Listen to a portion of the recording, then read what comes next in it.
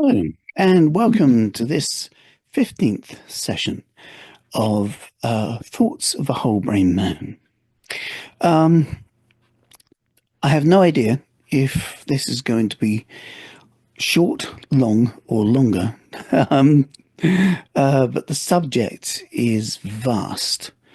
And this one is about autism and my personal experience of being autistic. And it's been prompted by the latest documentaries of Chris Packham, which are brilliant, and also a conversation I had with someone after watching one of those that video set, and they said, "Hey, wouldn't it be cool if you could capture this and share it?" So here I am, capturing it and sharing it. I guess the place to start really would be to tell you about my autistic journey. I was part of a collective group of therapists who were creating a well-being clinic in a market town in Wiltshire called Marlborough. And I wasn't necessarily getting on well with a couple of the people. And so there was some kind of issue, but I'd never really understood what it was.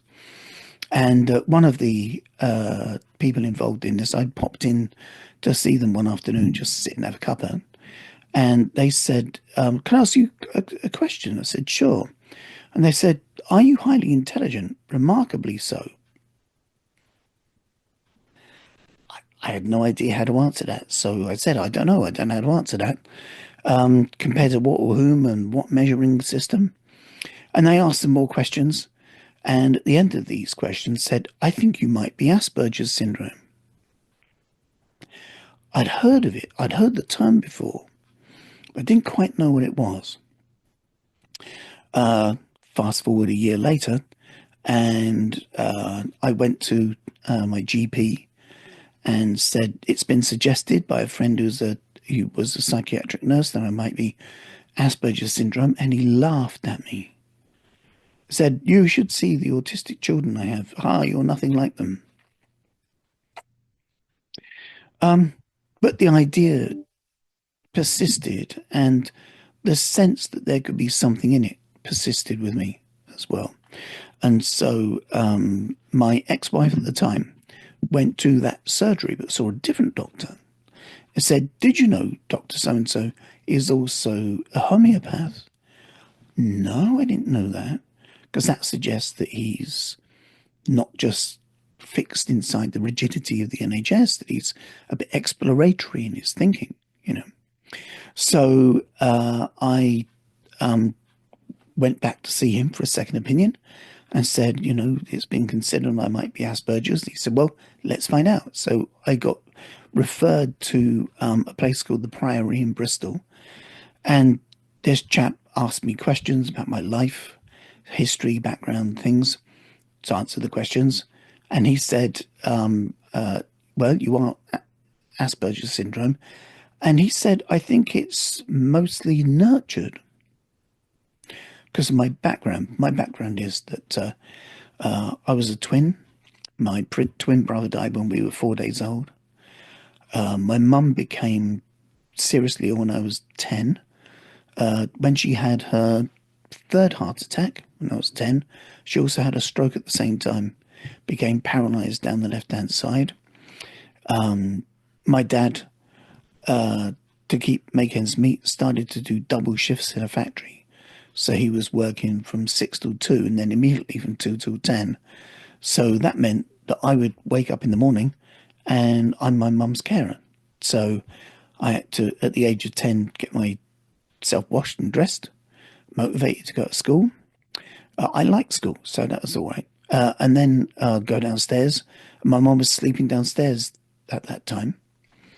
So, because she couldn't get upstairs, obviously. And so I would blanket part with my mum, which is tricky when you're a 10-year-old boy.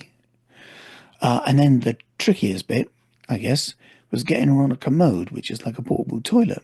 It's like a chair with a potty bucket in the middle of it. and it wobbles, this thing.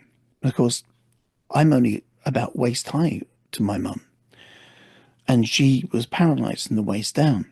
So I'd get her on the edge of the bed with her feet just hovering above the floor, and then grab her hands and then swing her up like that. And she would wobble like this, and then try and guess the right moment to have her come down. And hopefully, her hips would go between the handles of the commode, and she'd sit without it going do, do, do, do, do. And then she'd go to the toilet, so I'd have to stand and listen, and yeah. And then help her to kind of half stand and help her to clean. This is your mum in the morning, you know. And then lift the all out of there, and she'd be wobbling like this, and then kind of swinging her down so she hits the bed, and then help her get in and help her put pajamas on. And then I'd go and make a tea, make some breakfast, and put that on a tray for her, and then administer high-powered drugs like Tunil and phenobarbital and things like this. These Valium, these words stuck in my brain, you know. And then I'd go off to school, and quite often I'd come home because I didn't live too far away from the school. I'd come home lunchtime to see how she is. And in the spring, summer months of 73, she would attempt to have a go at walking on her own. And so I'd find her in the kitchen with a head cracked open and blowing on the floor and things. So I'd ring my dad at the factory, and I'd ring an ambulance, and whoever arrived first would take over, and I'd go back to school. This obviously had an impact on my education. It had an impact on me generally as well. My mum had another heart attack and a stroke at the same time on bonfire night. It was 1973. She went into a coma, and she was in hospital till about February, March time. But the version of it that came out then was a very much changed person. So I spent a lot of my school holidays around the age of 12, 13, 14, accompanying her to physiotherapy things. And that meant having a ride on the ambulance. That was exciting. And while she was having a physio, I would fetch and carry cups of tea for the patients in the outpatients. So I'd hang out with tall people in pajamas and dressing gowns with various stages and various types of brain damage. And I got used to being around it. I got a little bit knowledgeable. At the time, you could ask me questions about strokes and things, and I would rattle off loads of information, but I got lost for a while. But it did certainly kind of have been like the beginning of an interest, you know, especially that my mum's voice changed, the sound of her voice, and not just the sound of her voice or her slurred speech and the ability to say with consonants completely, but also her vocabulary changed as well. I think because she couldn't make the sounds of words, she tended to err towards words that she could say. So that had an effect on her vocabulary, which had an effect on articulation and conversation and all sorts of things. It was almost like she changed. Her temperament had changed a bit as well. It kind of dipped for a bit, and it re-emerged again in 1981. Yeah, my dad was semi-disabled as well. He took early retirement so he could look after her full time, and he became the template for what love is for me. You know, you look after someone you love, whether they've got a physical ailment or a mental one or both, and you're there for them until, you know, the time is done. So, yes, now to say that all of that was responsible for my autism, I think misses something. As you know, I'm an astrologer, and when in one class we were looking at the astrology of our birth moment, I noticed that there was something in my birth chart that suggested that I could have had a problem with breathing. and there could have been an oxygen deficiency at the moment of birth, and that could have contributed to a change or a damage in my cognition. Another person in the class had an autistic son with exactly the same patterning, and they had an oxygen problem at birth. So that does, to me, suggest that there was some nature going on as well. It wasn't all my parents' fault, as it were, which that man had led me to believe, which caused me an issue, you know. So I found another lens, as it were. So my mum, I can remember vaguely my mum talking to someone and a neighbour saying he might be special. My mum, I think, was in a bit of denial or a desire for me to not be autistic in the years before she got ill. Once she got ill, then all attention just revolved around my mum's illness. And so no matter what you were doing, if you weren't ill, you weren't being looked at. Yes, so I was an undiagnosed autistic person from my childhood. My mum died when I was 19. A year later, my dad abandoned me. So I suddenly found myself, and I got made redundant from the only job I'd had as well.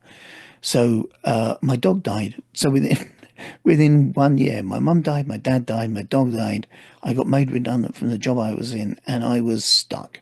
I had no qualifications because I left school early to earn money for the family, you know. I had no qualifications, no skills, autistic but no diagnosis, and yeah, and in a council flat that I couldn't pay the rent for because it's in my dad's name, but he wasn't paying the rent, and I didn't know where he was. He just vanished. So that was a bit of a tricky time, and I somehow managed to survive. And So fast forward to 1999, and this person suggested that I might be Asperger's syndrome. I looked into it a bit, but the internet was new to me then, so I didn't really know how to research. But the year that I got my diagnosis in 2002, around the spring of 2002, I was 40.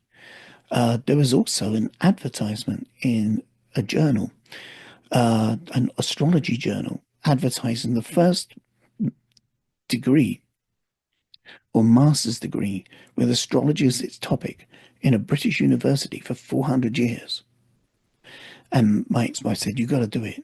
I said, I can't do that. I haven't even got an A level. I've never done any school. I was hardly at school. I went for 2 years without even being given a report because they didn't know me well enough to even assess me on anything. All the stuff I know, I read in Children's Encyclopedia Britannica from Aardvark to Zeus, and that's the level of the extent of my knowledge, you know. So, but I'd trained in hypnotherapy by that stage, and I'd been teaching astrology for about 11 years by that stage. Yeah, I was just working it out. Yes. So, I thought, okay, I'll give it a go. So I rang the university and talked very nicely to the receptionist who put me through to the professor who's going to be head running the department. And I spoke very nicely to him, and he said he invited me for an interview. So I drove to this campus at Bath Spa, and I got lost. This is all relevant, by the way. I got lost. I was an hour late. So eventually I found the room where this very patient professor was waiting, and we were talking, and it transpired that the people who had signed up for this course so far, the return of astrology to academia in the astrological world is a huge, huge historic event. These students were the people on my bookshelves, authors like Liz Green, Bernadette Brady, right? And there's me. And I was asked, have you published any books? No. All I've done is produce some course material. And I showed him the course material. But we got chatting, and we seemed to hit it off. So he said, I'm going to give you a chance. Right. So I did a master's degree from a standing start with no prior education. And at the end of it, I got a distinction for my dissertation. And about 3 years later, I saw an advertisement for a master's degree of science degree for therapists who don't have a psychology degree. That's how it's advertised. It was a Master of Science in Psychosocial Studies at University West of England.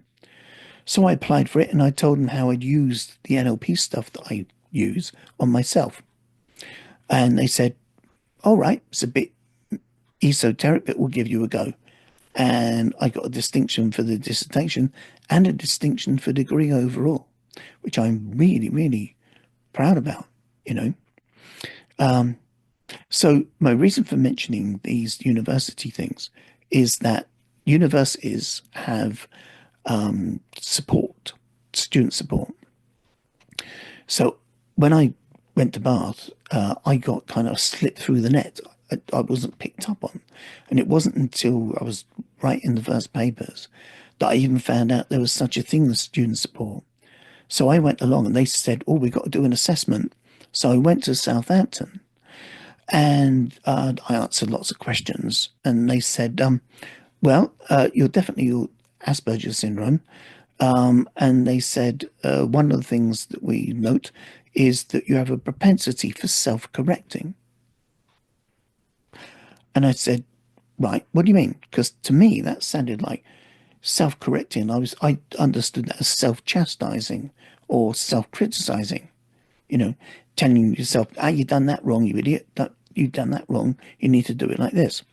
Turned out that's not what they meant at all. Imagine that you're writing a paragraph. Say you're going to post something on a social media thing or send a text message. So you write your 4 sentences, right? And you look at it and there are no typos at all. And you send off your pristine piece of writing and go off and make a cup of tea. And then when you come back and you look at what you've sent, suddenly, glaring, there are typos. You couldn't see them first time. They weren't there. But now you're looking at it, you can't miss them. How come you didn't see them first time? So what my brain does on an internal level is that I look at what I'm typing and I correct it internally in my head. Because what I'm reading isn't what I've actually typed. What I'm reading is my memory of my intention of what I wanted to type. Yeah. So I go tippity type, tippity type, tippity type. And what's on my screen, I'm not looking at what's physically there. I'm looking at like a superimposed vision of the memory of my intention. It's only if I shake the memory out of my head. So if I change my attention, go off and make a cup of tea and come back, and I've been thinking about that and this and this and the hot water and that, those things are enough to kind of cause like a fragmentation of the memory. So now when I look at what I've written, I actually see what's there. So I thought, oh, so I put a thing on Facebook at the time saying, dyslexic friends, do you ever find that you can't see your own typos, but you can see other people's? And a load of dyslexic people said, yeah, I can see other people's, but I'm not supposed to be able to, because dyslexics are told that we can't see typos. No one's ever looked at it and said, it's their own that they can't see, but they can see other people's, which means we can see typos. So why can't we see our own? And that's because we still retaining the memory of what we wanted to write. So there's self-correcting taking place. So it's not that we can't see typos. It's that we're prone to self-correcting. Now, I've noticed that a similar thing happens. I have to say this. One of the things I have to do in life is have a cleaner come to my house once a month. And that might think, oh, that's very grand, you've got a cleaner or whatever. No, it's actually something I can't do. And part of the reason is that what comes packaged with my autism is dyspraxia. So I have a motor coordination issue. And if I'm trying to clean things, I break things and cut myself and stuff like that. So it's just easier for someone else to do it. Another thing as well uh, is that I was going to say something. What was it? Yes. Imagine that there's a TV screen, right, in the room. The TV's switched off and it's covered in dust. Right? I can look at a television that's covered in dust and not see the dust because I'm looking for the television. So I switch the TV on, I still can't see the dust, even though the dust is illuminated. But if I'm looking for dust, then I can see the dust, but I can't see the television. So I have this odd thing that I only see where I place the eye of my attention. So if I'm walking down the street and I'm not thinking, I bet Jeff walks around the corner in a minute. Jeff can walk around the corner. I literally won't see him because I'm not looking for him. That kind of thing happens where somebody once, my ex-wife booked a surprise holiday a weekend away in Vienna for my 40th birthday. And it was all a big surprise and things. And so one morning I got the post, Saturday post, and I carried it upstairs and gave her the post. And she got in a fluster saying, well, the secret's out. You know where we're going. Said, what do you mean? So, well, you gave me the post. Yeah. Well, there's a postmark on the envelope. Is there? And she couldn't understand how I didn't see it. I must have looked at it, but I didn't see it. And I used to say to people, I can't see what I'm looking at. It's just an odd thing, right? So when I was 18 in a band, I taught myself to play guitar by going to watch bands and looking at shapes of fingers and then finding like a triangle shape and things. And I taught myself to play. And then I had a go at auditioning for a band when I was 17. I got in. So I spent a few years hanging out around West London, playing in bands. And one time I didn't have a car, so the keyboard player was driving me home. And he had a kind of an entrepreneurial type of mind about him. And he said, some friends of mine have done a short film. Would you come over one evening and watch it?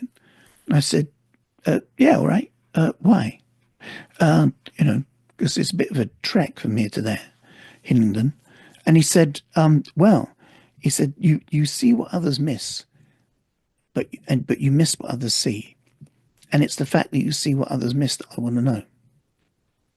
I thought that was very astute, and I've remembered that for the rest of my life. I have this ability to kind of find things that are left field or off piste.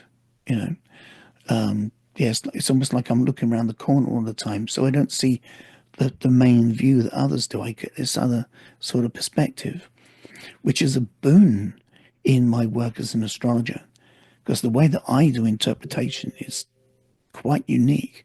There aren't that many people that have the same nuances of meaning as me. And that's largely because of the topics that I've looked at.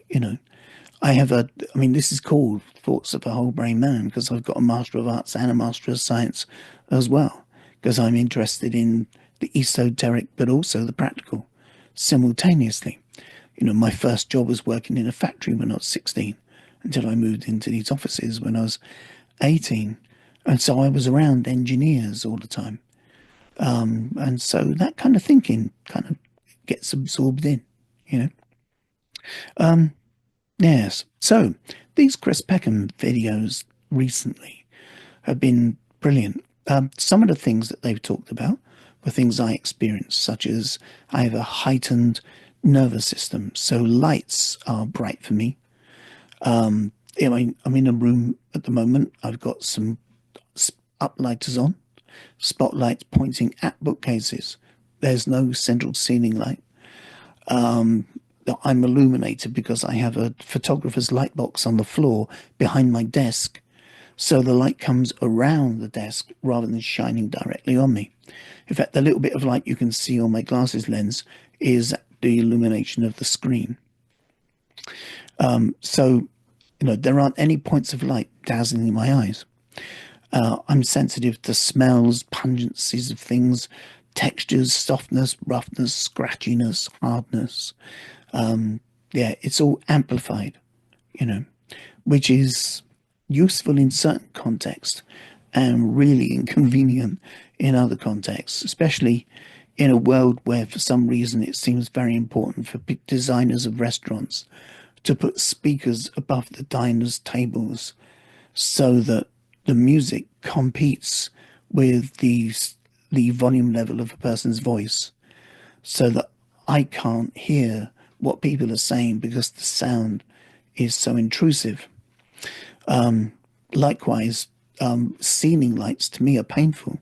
When there's light kind of hitting the top of my head, I actually feel pain. It's physically uncomfortable for me to have light above me. If a light's kind of this level going down, that's fine. So I found a really nice little kind of USB rechargeable desk lamp that you can kind of lift up and have it below your eye line, but it can still illuminate the paper that you're looking at. So if I'm kind of working a bit late, I can see everything perfectly, but there's no light bouncing up into my eye. I've got a keyboard here at the moment, and I've got a strip light held or glued above it, so that the light goes down onto the keyboard, but it doesn't come up into my eyes. And I spend a lot of my time thinking about light management, you know, and also the physicality of moving around, objects in the way, that there must be through thoroughfares. I'm inclined to trip over things when there's nothing there, let alone have stuff sticking out, door handles catching my sleeves and all this sort of thing. So I have to be quite mindful of stuff like that. I'm diabetic type 2, so that also means if I get open wounds like scratches or bruises, that can take a long time to heal. And, the extreme of that is that if I get a slight cut on my foot and it wasn't attended to, I'd end up having my foot amputated, which I really don't want, you know. So, yeah, so these videos that Chris Peckham had done, one of them was about a young man who was non-verbal. Believe it or not, there was a time when I was non-verbal. When I was between when my dad had gone and the band I was in at the time, they said, we can't carry you anymore because you can't contribute towards rehearsals. So I left music, I sold my guitars to pay a bill, and I focused on humanities and psychology and esoteric things like astrology. And I reconnected with music again in the mid-90s.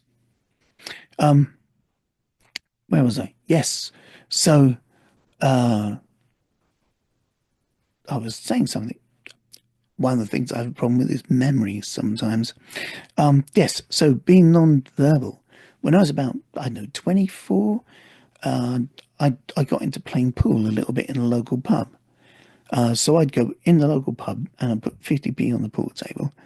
And the only thing I would say all night would be, it's your go, or you've got two shots. That's it. I wouldn't enter it into any conversation. I'd order a drink at the bar, and that would be it.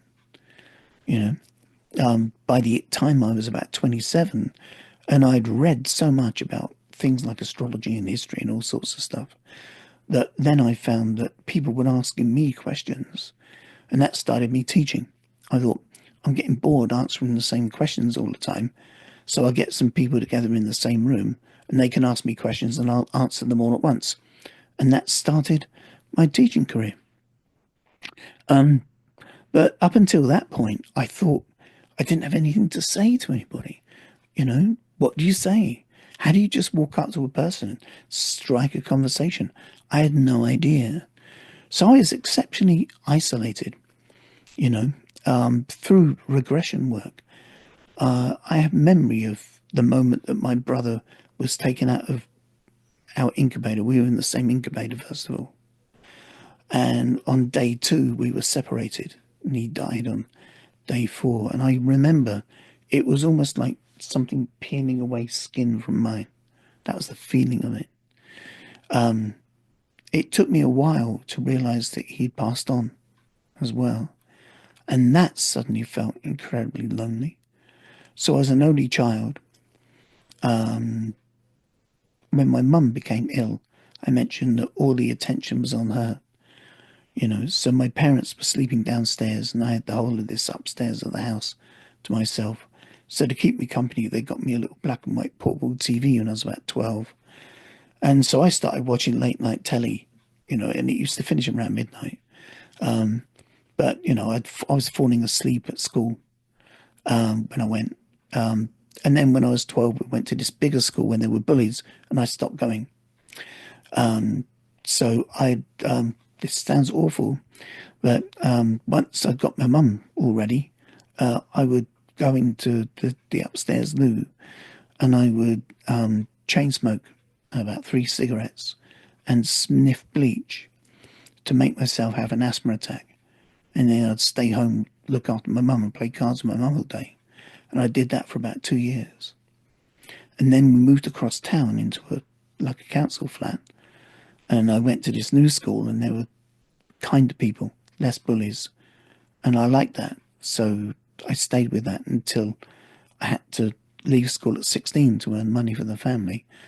But because I'd been put back a year because I'd missed so much, I left a year before taking any exams.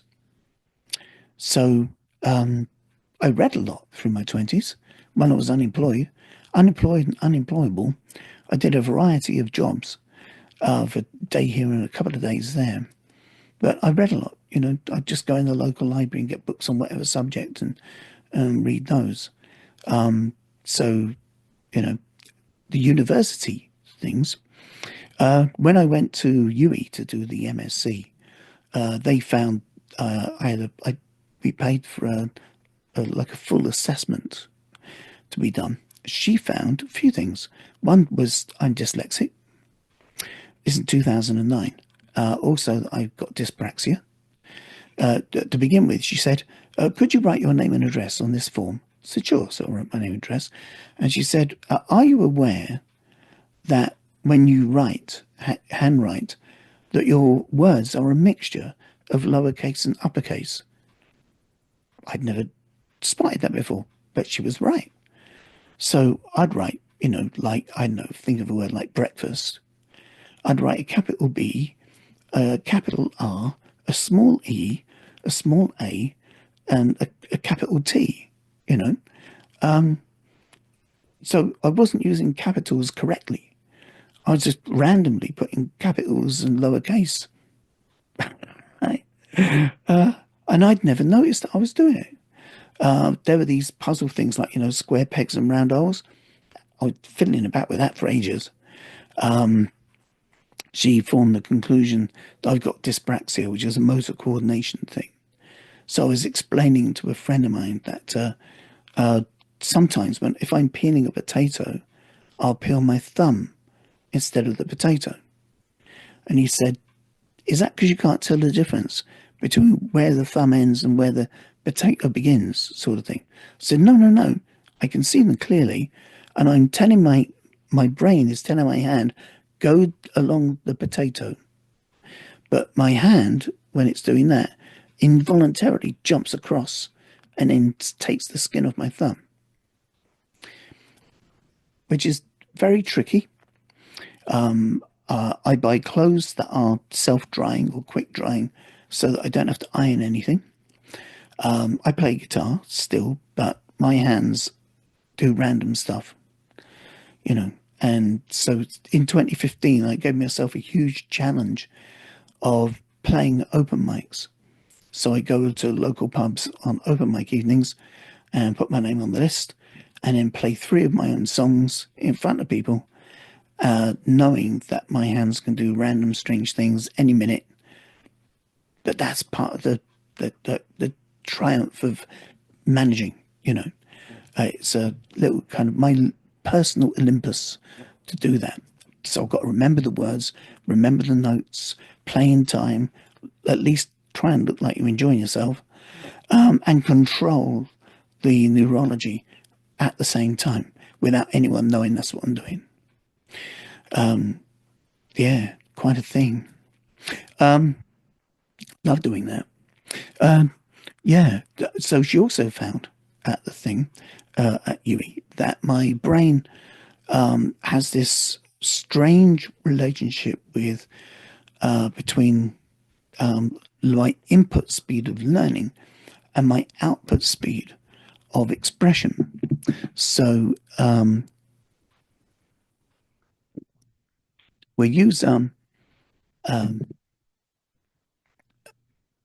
metaphor, yeah, that was given to me by an ex-headmistress in 1992.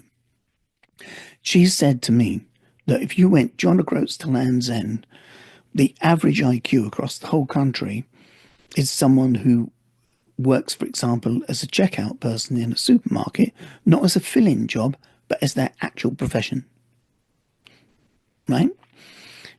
Whether she's right or not, I don't know, but we'll just use that little benchmark for illustrative purposes.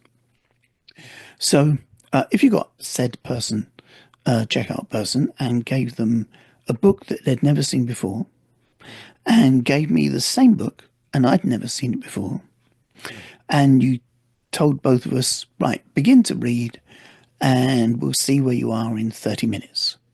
So I begin reading, they begin reading. Half an hour later, beep, we're told to stop. If the supermarket checkout person is, for example, on page 10, I'd be on page 4. So my input speed is much slower than other people's. And that's not just reading, that's any input, verbal, comprehension, listening, understanding, any input of data or input in any means. My brain comprehends it more slowly than most people's does. But if you then immediately said to me and the checkout person, now give a talk to this group of people on what you've learned, they might be able to talk for, say, 10 minutes on what they've read. I'd be able to talk for an hour. So my articulation is in the top 2%, but my input speed is below average. And that incongruence is a part of my autism. When this was told to me and explained, I said to a tutor at the time, I said, there you go, Nigel. I sound like I know a lot, but I actually don't know much at all. It's official. So I've got this ability to extrapolate, and I don't remember that much, but I think things through. And I've got an ability to think things through at quite a swift pace as well. I love books. My books are my friends. My rate of reading has slowed in the last 20 years, but I still add to the collection because for some reason I have this notion that one time I might be on a desert island and nothing is calling my attention, and I actually have time to catch up and digest and read all this wonderful knowledge and information around me. Yeah, I have a feeling that that time frame to do that has to actually be engineered rather than just per chance. Yes, I haven't managed to get to a point in life where I can do that just yet. Yes, so isolation. So I grew up an only child. When my dad abandoned me, that was incredibly hard. I left Slough, where I grew up, and I went to the south coast.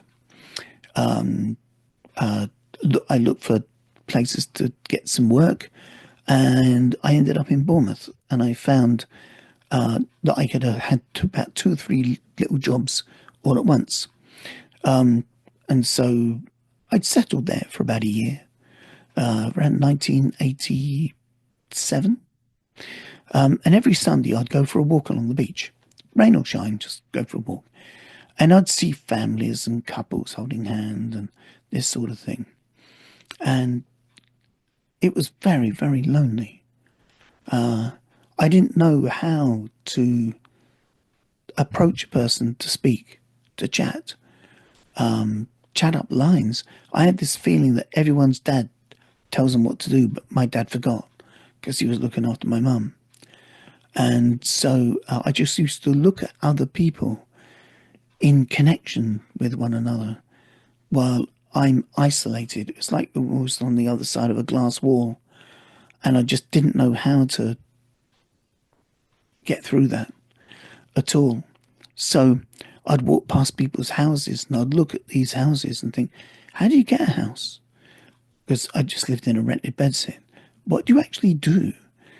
And then I'd look at buildings of office blocks and things and think, what are they doing? So someone goes into one of these buildings at 9 o'clock in the morning and then they go to a desk but what do they actually do? And I had no comprehension of what people did, you know. So I didn't know how you go from doing small tasks of action to having enough income to be able to actually have a house and a car and to be attracted for a lady who might want to share her life with you and to have children and then the responsibility of that. And it all seems so overwhelming on the one hand and yet also so far, far away. It was almost like I was walking around places, looking at other people's lives, not that necessarily that I was invisible, but I was sort of non-existent. You know, it's like I left no footprints. That's how it felt to me, you know. Since then, people say that I'm a big light in their lives, and that's such a wonderful thing. But in those days, I was quite literally totally unseen, unexperienced, unheard. And it was wretchedly lonely. And that's continued, really. When I have my main meal a day, I watch a BBC Two television programme at 6 o'clock called House of Games. It's a 30-minute quiz that's light-hearted, fun and banter and good-humoured. And so I eat while I'm watching that because it makes my body go into a good-humoured space while I'm bringing food in, and I like that. But also it means my attention is on the quiz and answering the questions and listening to the jokes, which means I'm not paying attention to the fact there's no one else there. It's like the telly is my friend, you know, because there's one time a year I find it really hard, and that's Christmas Day. Having Christmas dinner on your own, it's like sitting down at a table full of ghosts. And I find that really hard to do. So again, I'll put something on the telly. You know, I play something that I know that I like that will lift me out of the moment. Some friends of mine ran a pub for a while near Chippenham, and they said, you know, what are you doing Christmas Day? I said, I'm just on my own. And they said, come to the pub and have Christmas dinner here. We'll find you a table on your own. I said, can you hear what you're saying? Imagine that. Imagine a person who has lost all their family. They're all dead, right? And they go to a place, a building that's full of laughter and joy and of surprise and families with their in-jokes and connections and their loves and their dramas and their histories. And they're all in group units, sharing their connections and you're sitting there watching these other people enjoy their loving connections. What would that make you think? What would it make you feel? Especially if you're a vegan and all you can smell is meat, because I haven't eaten meat since 1991 and I can't stand the smell of meat. To me, meat smells as bad as cigarettes. It's ugh. I don't mind going to a curry house with friends because I can't smell the meat because of the curry smell. You know, that's all right. Occasionally, I'll go to a British food pub. That's okay, like once a year or something. But yeah, no. So anyway, the idea of being invited to Christmas dinner, I did that in 19 at the end of 91 into 92. Someone invited me to their house for the afternoon at Christmas, and I sat in a chair and I watched the mum talking to her daughter and this young lad kind of going up and down playing some kind of game on a computer. And I just sat there with their telling on, watching programs that I didn't choose without saying anything to anybody. And then after a little while, I thought, okay, well, then I'll go now. And it was just odd, you know. I had a girlfriend for a couple of years in the mid 90s, and I had a Christmas with her the first time because she had a 10-year-old daughter. So one Christmas she was on her own, the next Christmas her daughter's with her, next Christmas daughter's with dad, and it oscillated. So it turned out that our first Christmas was when she was on her own, and she came to my place, and I had a wonderful, wonderful, loving Christmas. She played guitar, I played guitar. You know, it was like a dream come to life. The next year, she was with a daughter, so I wasn't there. Yeah, tricky things. In 2014, after my marriage had ended, I hit on something. Well, one thing I found was that at the Christmas of 2014, I was on my own. So I was ringing friends to say Merry Christmas, and they're all tied up or busy or engaged, right? So the next year I thought, I know what I'll do. So I sent a thing to some friends saying, would you like to speak with me on Christmas Day, on Skype it was in those days, now it's Zoom, at these times? And I gave them a list of times from 8 a.m. right through to midnight. And people would literally book a time slot. So that way I know I definitely get to speak to you, you know. And so I paced them out through the day with a big gap in the middle for me doing my own lunch and things like this, watch any bit of telly that I want to see. And I'd spend the whole of Christmas catching up with friends. And it's brilliant, you know. And there's no thing of I missed you and you weren't there or you weren't ready, because, you know, they know I'm on my own. And if they don't attend to a time slot, they know that I'm going to be waiting. And I'm on my own at Christmas and they've not shown up. And that can be quite emotionally painful for me. Yes. So being isolated inside oneself, but also isolated in life as well. Both in internal and external isolation are some of the things that I deal with. I've got a listing here because when I had this conversation with my friend, I made some notes.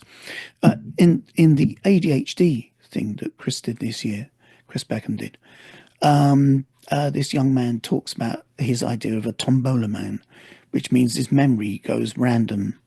And I have that as well. I'm sure I've got a bit of ADHD too. You know, I can be going up the stairs and suddenly think of something that I was doing in the kitchen like 3 days before and stuff like this. And it can take what seems like a very long time before I actually get round to finishing tasks or remembering to even start them. It's inconvenient to say the least. You know, I have a memory that is exceptional in certain moments. So I can remember things right way back from when I was a kid, like verbatim, you know. How happy is the moron? He doesn't give a damn. I wish I were a moron. My God, perhaps I am. I read that in 1979. It also had a little rhyme. You know the old Ring a Ring of Roses, which came from the plague. There was this update. It said, ring a neutron, a pocket full of protons, a fission, a fusion, we all fall down. I don't know how my brain remembers this stuff, but it does. And yet at the same time, I forget something that I did half an hour ago. Or some people think that my memory is, like a lot of people's, attached to value. So I remember what's important and I forget what isn't important. So if I forget to call a friend, they take it personally. And they think, oh, he didn't call me. Well, I can't be important then. But they are. It's just I've got a random memory. You know, I go and see a lot of bands still. Love watching live music. And I remember one time I had some tickets to see the Buzzcocks. I think this must have been around 20, somewhere between 2013 and 2015. And I thought, oh, that gig's coming up soon. When is that? And I looked in my little box where I keep tickets, you know, in the old ticket days. And I got the ticket and it was yesterday. So I forget things that are important to me, you know, but I also remember trivial and nonsense as well. It's completely random. It's quite bizarre. It's fascinating that I can remember stuff, but it's also really inconvenient as well. So that's a problem. One of the things that can happen, I was talking earlier about the central nervous system, the stimulus of the nervous system. I had a client once who he had Mars in Gemini, and he said he had a problem with fainting. Fainting. He said, yeah. He said, if I go to a restaurant, even though it doesn't feel hot, I pass out. I have to get up and walk out, and if I can't get up and walk out, I pass out. And I said, I know what's happening. He said, yeah. I said, yeah. What's happening is that you're experiencing a stimulus. Your nervous system is becoming stimulated. So it's the noise, the hubbub, the sounds, possibly the temperature, maybe the lights, because even little pinpoints of light stimulate your nervous system, right? So what your body wants to do is remove itself from the environment. But if your conscious mind is saying, I'm in a social situation, I don't have permission to just walk out, I have to physically stay here, then you go into like a fight inside yourself. And if you can't escape because your body wants to move, then the only thing you can do is your consciousness escapes by getting you to close your eyes and you astral project and get out of there. So on one level of consciousness or another, you leave the situation. And he found that very helpful to understand what was going on, you know. So he said, right, so I need space to breathe. Yeah, space to breathe and space to cool down as well. Yeah. So being able to understand affect regulation and dysregulation and things like homeostasis and temperature and the redressing of balance and the seeking of equilibrium in your system helps to kind of figure out whether or not you can assess if an environment is going to be conducive to peace and relaxation, or if it's going to be hectic and therefore you can't tolerate it for very long. You know, so you know, sometimes people say, oh, should we try this restaurant? And I'll go, let's have a look. And I look inside and you know, it's too bright, or there aren't any tables by the windows, or the speakers are too loud, or whatever it is, you know. Yes. So this kind of environmental relationship is quite an issue. One thing that happens in the environment to do with the expression of affect is human beings being irritated, annoyed, or angry, or any degree of that, right? So if you had a scale from 0 to 10, anything between 2 and 10, I'm hypersensitive, right? So if I'm in a supermarket and there's someone 3 aisles up and they start shouting at a child, internally I feel as if it's happening to me. I know it isn't. Intellectually, I know it's nothing to do with me. It's just a sound in the world. But my body responds as if I'm in threat of being attacked. And in 2000, I can't remember if it's 2003 or 2004, might have been 2004. One of my ex-colleagues on the MA was a 6'2" druid guy. He had Sun in Scorpio, and he was a giant of a man, right? I'm only 5'4", and I was unwrapping birthday presents, very nice. And in the middle of this, and the phone rang, and I thought, oh, it's someone saying happy birthday. So I answered it, and it was a landline phone, and it was this guy, and he said, I've really got a problem. Can you help me? And I was in the middle of this present thing, so I said, oh, what's wrong? Next thing you're on the phone for half an hour. And he said that some friends had suggested he might be Asperger's syndrome and he's freaking out about it. And at one point he said to me, how do you deal with the screaming? And I said, what do you mean? He said, when women scream at you, he said, I always collapse on the floor and put my hands over my ears in a ball. And I had the picture of this tall, strong man collapsing and doing that. And that was the first time I'd had a conversation with someone else who also doesn't know how to handle or hold or deal with the sound of aggression. I'd actually find the shouting and screaming to be more traumatic than being hit. That might sound odd, but that's how my body registers things. So even like in a thing on TV, if there's a shouty thing, I have to switch it off. Sometimes I'm curious about watching Question Time, but I have a problem if it turns into a shouting match. I have to turn the volume down, which then means I don't know what they're saying, so switch over, watch something that's calming. Yes, and I know of other people that have had this. Someone said that they had to go back to the school and talk to the teachers about the aggression in the classroom is upsetting her autistic son. And they said, oh, no, we're very careful. None of us ever express anything like that to your son. And she said, yes, I know, but you do to other children within earshot. And they didn't understand. So what?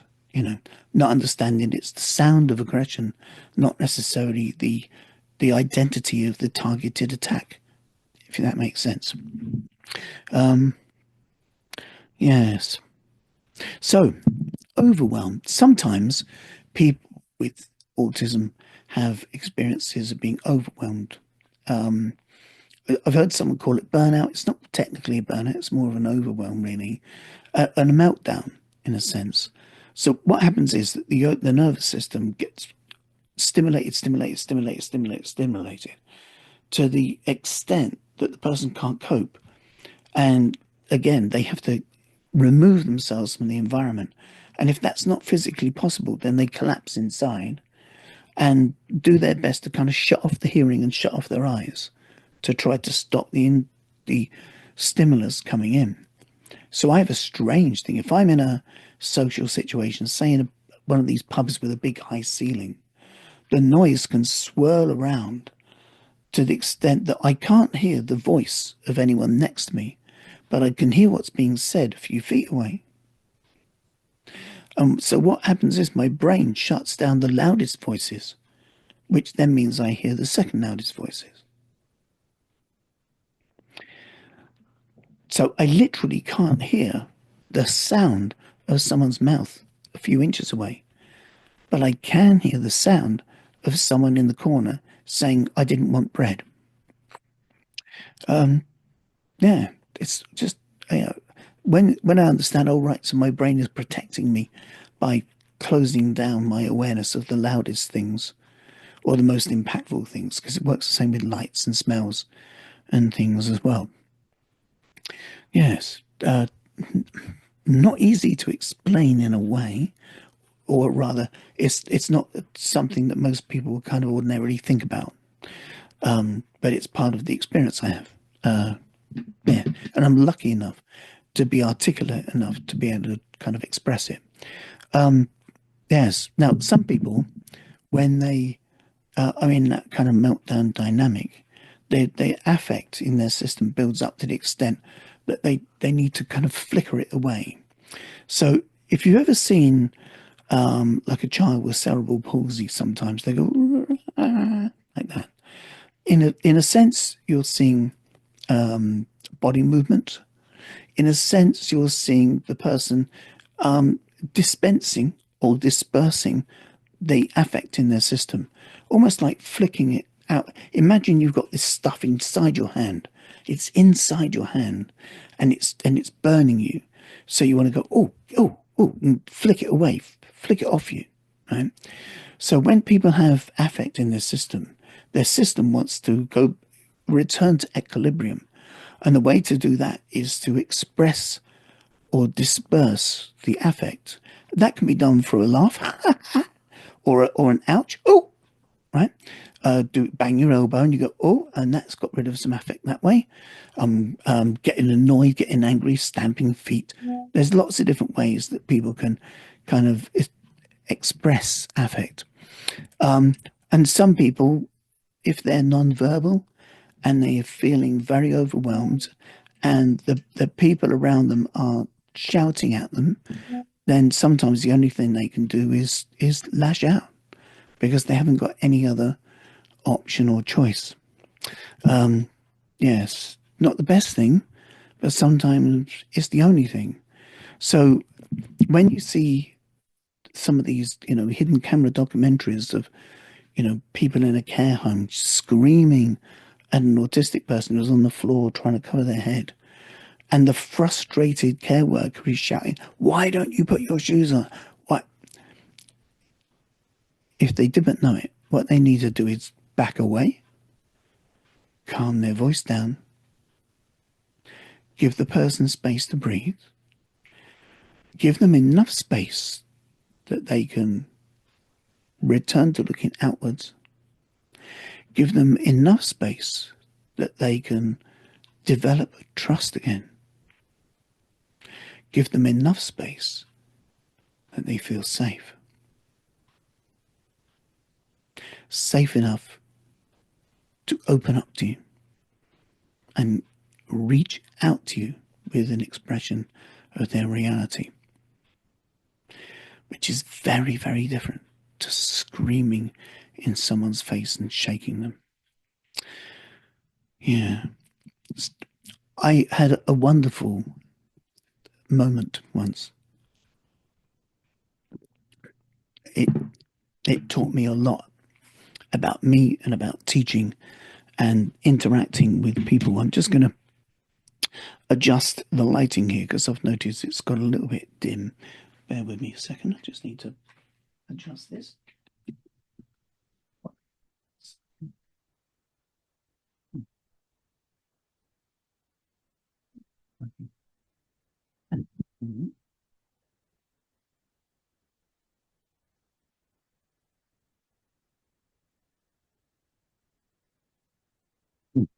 Too bright. That's better. Okay, right. I'll edit that bit. So we need some silence.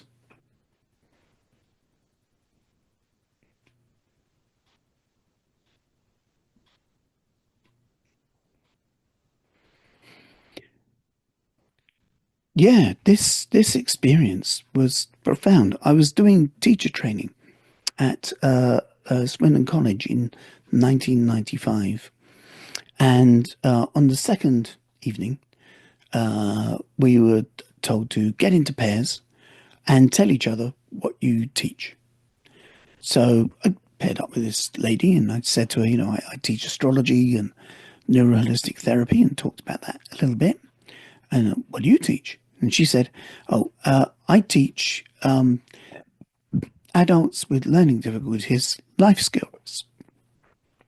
Life skills? Yes. I said, "Oh, do you mean like how to apply for a job or how to open a bank account?" And she said, "No, no, more fundamental than that. We teach them how to tie their shoelaces and how to brush their teeth." And I went, "Oh, right." And then the next day, we teach them how to brush their teeth and how to tie their shoelaces. "Oh, right." And the next day, we teach them.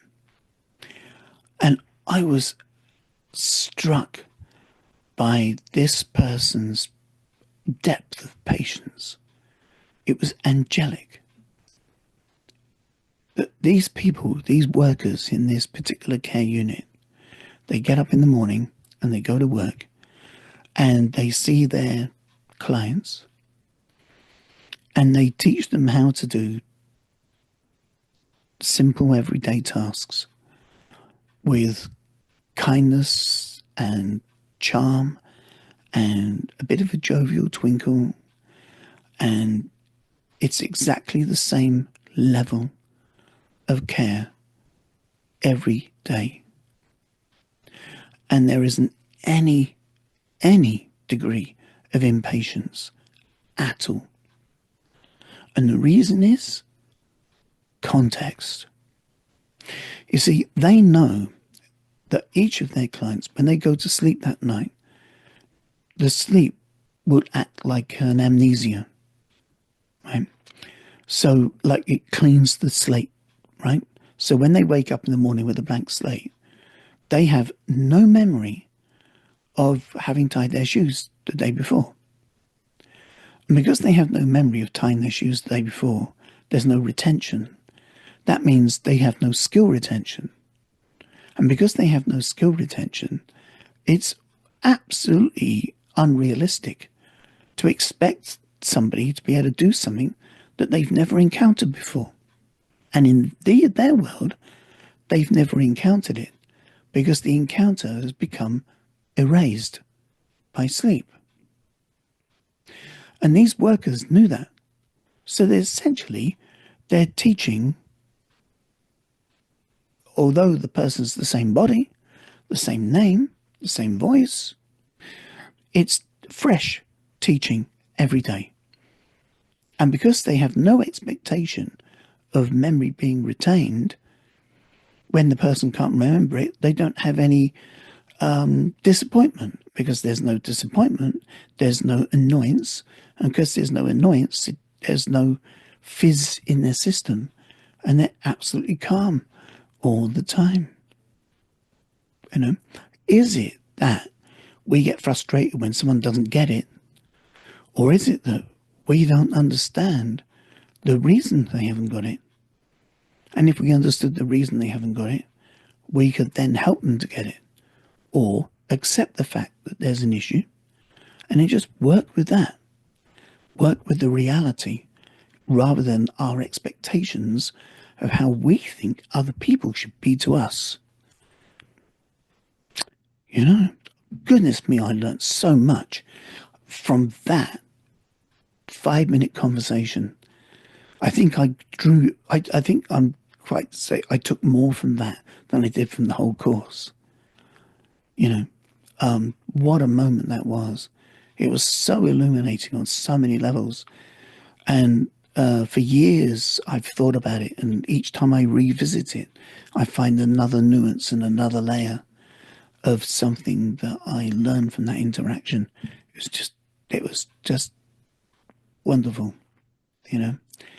And so my students hopefully find me to be a very easygoing, enjoyable, cheerful, hopefully witty teacher of things astrology and neuroholistic therapy as well. Yes. A thing of being misunderstood.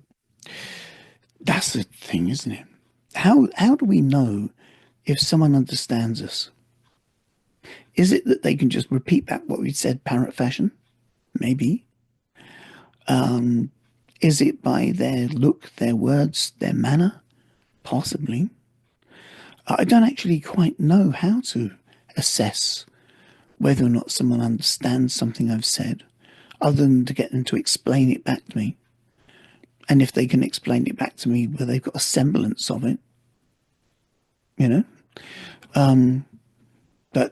Yeah, to how well do you know yourself? I think that there's a phrase, isn't there, that finding the self is like peeling away the layers of an onion, whereas really it's an infinite onion.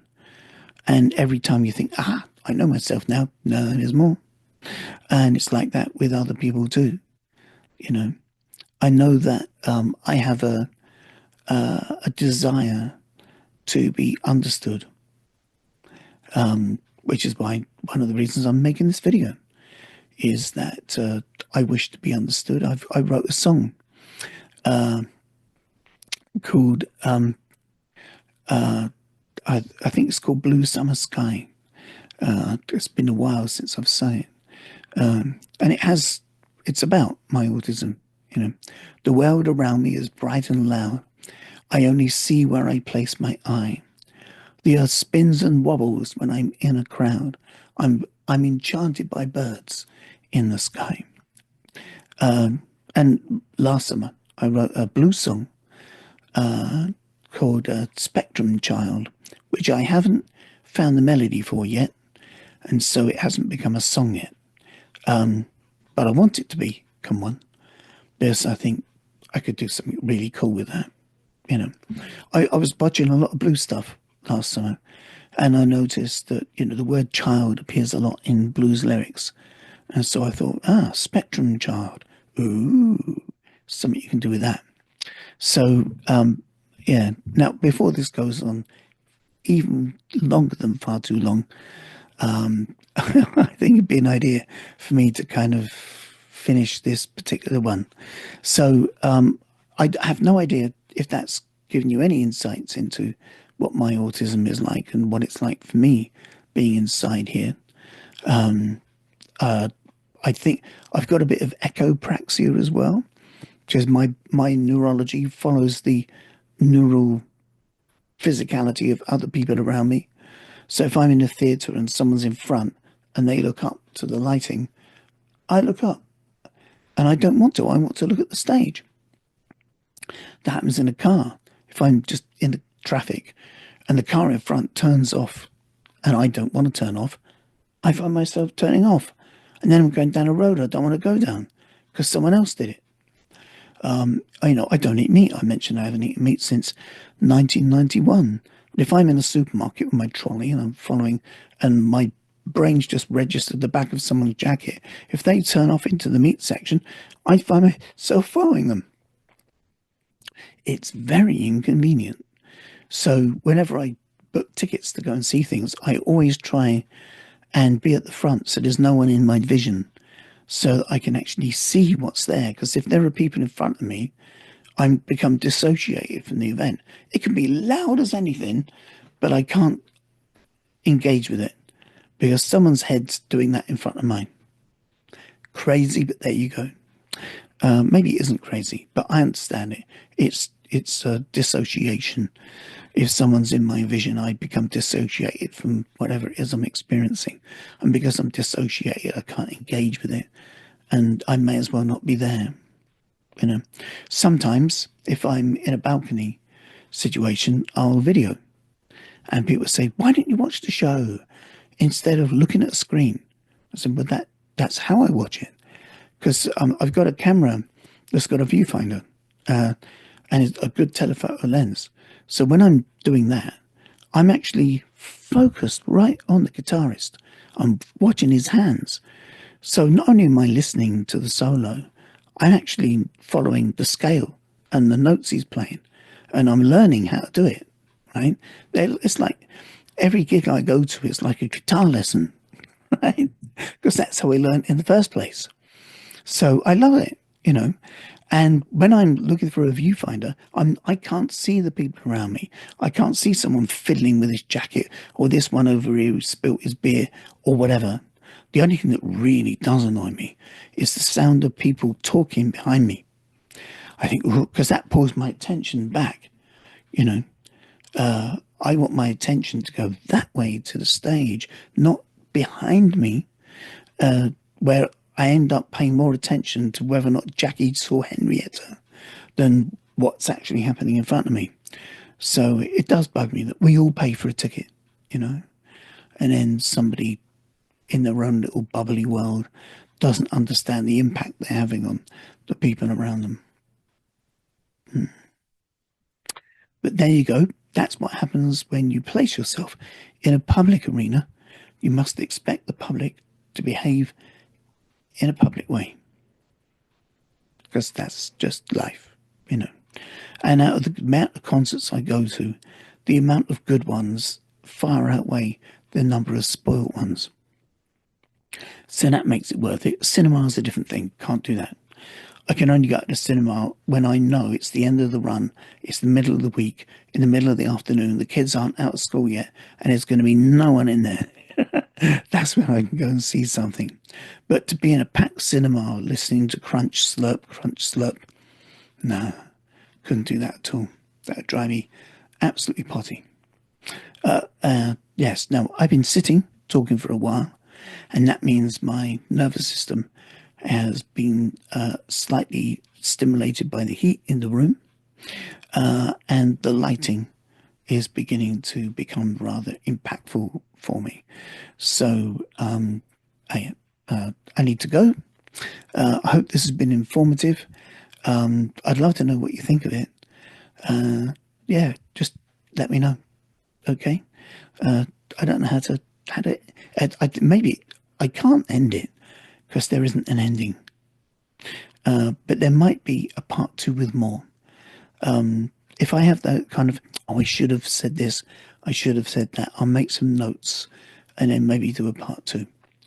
Okay, take care, and thank you for your time and trouble in yeah, listening to me talk about this.